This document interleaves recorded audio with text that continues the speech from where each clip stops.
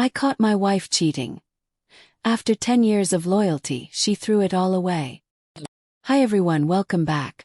Thanks for joining us today.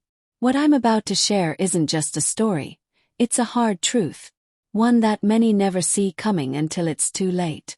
My name is Daniel Carter, and the life I thought I had ended the day I walked into my own bedroom unannounced.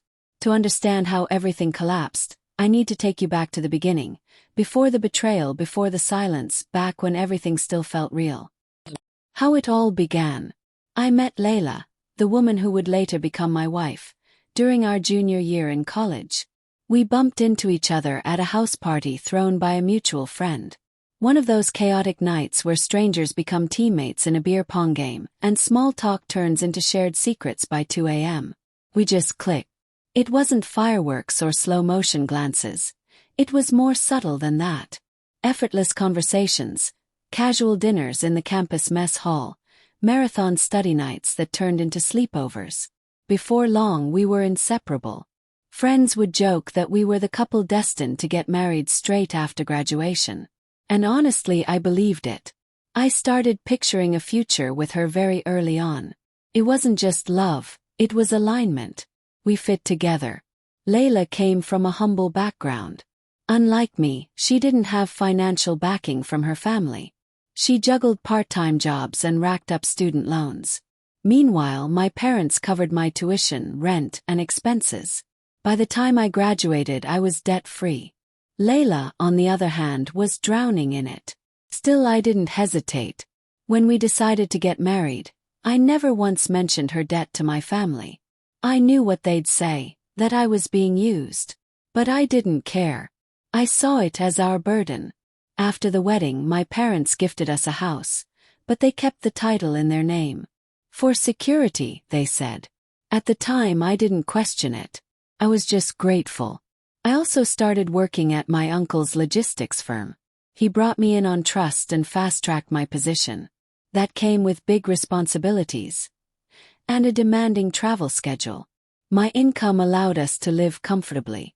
I helped Layla pay off her student loans in just a few years. I still remember handing her the receipt for the final payment. She broke down crying. I thought we'd crossed a major milestone together. But while our finances got better, our emotional bond began to crack. The distance between us. First, it was subtle. I was away on business trips more and more. Each time I returned, Layla seemed just a little more distant. The warmth was gone from her voice, from her touch. One day, she asked if she could quit her job to focus on her hobbies, photography and yoga. We could afford it, so I agreed. But instead of rekindling her passion, she withdrew even more. The woman who once waited at the door when I came home barely looked up now. The intimacy vanished. She pulled away at night. Said she was tired. I tried everything, little gestures, surprises, quality time. Nothing worked. The worst part. She didn't seem unhappy. Just detached. Like she was living beside me, not with me. Then came the phone. Layla and I never kept secrets with our devices. We shared everything. But suddenly, she started guarding hers like it contained national secrets. She took it everywhere, the bathroom, the laundry room, even the backyard to water plants. Then she added a password. I didn't confront her. Not at first. I wanted to believe it wasn't what it looked like. That I was just being paranoid. The day everything changed. One Thursday morning, I was supposed to fly to New York for a big investor meeting. I packed, kissed Layla goodbye while she was half asleep, and headed out before sunrise. At the airport, flights were grounded due to severe weather. My team decided to stay overnight near the terminal, but something in me didn't want to. Can't explain it. A gut feeling, maybe. I just wanted to go home. On the way, I stopped at Layla's favorite coffee shop and picked up her usual iced green tea. I thought, hey, maybe this surprise will bring some of that old spark back. When I got home, everything was quiet. Too quiet. Upstairs, something strange caught my eye. Clothes. A man's shirt, Layla's blouse, jeans. All in the hallway. Then I heard it. Moaning. Rhythmic. Intimate. Undeniable. My heart dropped. I walked into our bedroom. And there she was, Layla, naked, with another man, in our bed. I didn't scream, didn't break anything.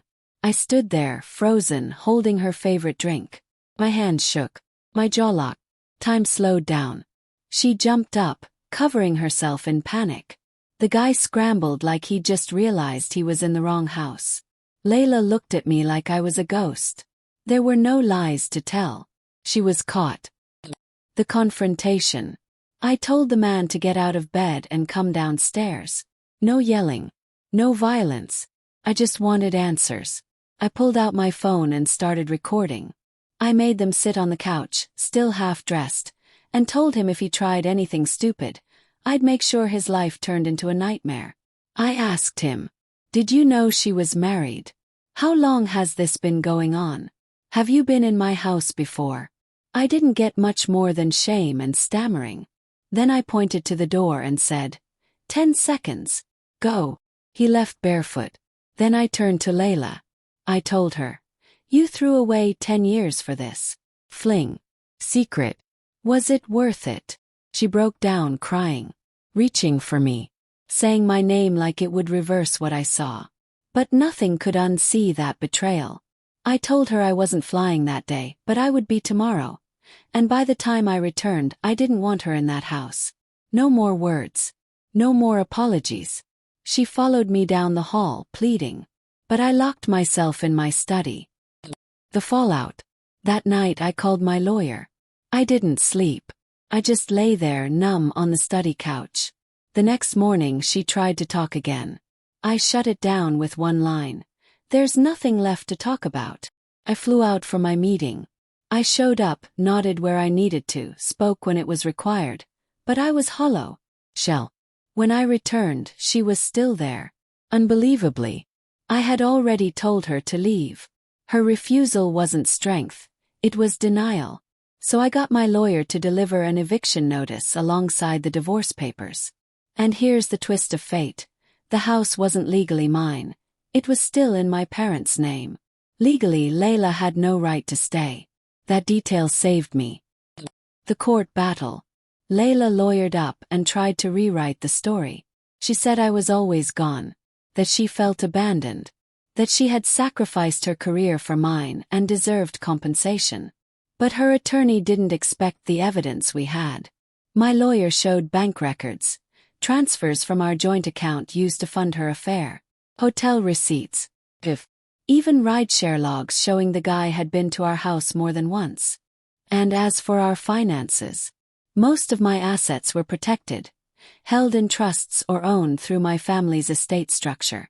What I actually had in my name was minimal. In the end, she walked away with far less than she expected. Not because I was cruel, but because she gambled and lost. Moving forward. When she finally moved out, it didn't feel like revenge. Felt like closure. Any chance of parting on decent terms vanished with her courtroom lies. Looking back, I gave that marriage everything. I paid her debts. I built a future. I worked across the world so she didn't have to worry about anything. I ignored red flags because I believed in who we used to be. But relationships only work when both people show up. Now I focus on myself, my work, my peace, my growth. Does it hurt? Course it does. But I'd rather be alone with self-respect than feel lonely next to someone who betrayed me. Loyalty should never be taken for granted. Because when it's gone for good.